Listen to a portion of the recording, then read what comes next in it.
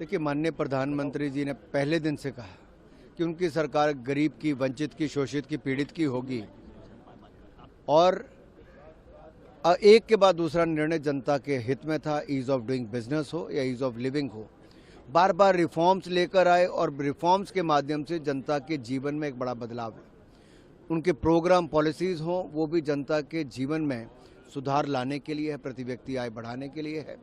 लेकिन देश के बैंकों में हज़ारों करोड़ रुपया, लगभग 78,000 करोड़ रुपया तो केवल बैंकों में ऐसा पड़ा है जो इस देश की जनता का है, जो जमा करा के भूल गए। उनको वापस दिलाने की नई मुहिम माननीय प्रधानमंत्री नरेंद्र मोदी जी ने छेड़ी है। गांव-गांव से डेटा इकट्ठा किया जा रहा है, जिसका पैसा है उसको वापस दिया जा रहा है। किसी ने अपनी इंश्योरेंस खरीदी है, किसी ने डाकखाने में पैसा जमा कराया है, या किसी ने अपना पीपीएफ का पैसा है, वो सारा पैसा जो आज तक अनक्लेम्ड, यानी कि जिसको किसी ने वापस मांगा नहीं, उनको खुद देने का काम ये नरेंद्र मोदी जी की सरकार कर रही है।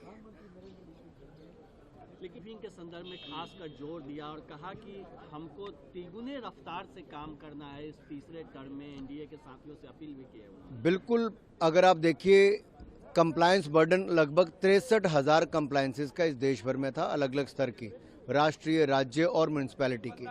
उसको कम करके जो केंद्र कर सकती थी उसको हमने अब मात्र 24,000 कंप्लायंस तक लाकर खड़ा कर दिया। और लगातार माननीय प्रधानमंत्री मोदी का प्रयास है कि ईज ऑफ डूइंग बिजनेस और ईज ऑफ लिविंग दोनों पे बल दिया जाए।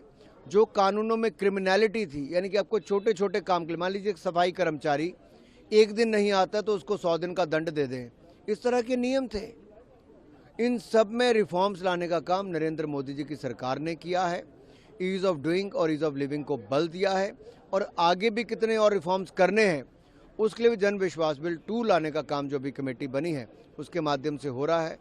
जनता का विश्वास भी जीता है, जनता के लिए योजनाएं भी लेके आए, जनता के जीवन में सुधार भी किया है। ये लगातार नरेंद्र मोदी जी की सरकार के प्रयास रहे हैं।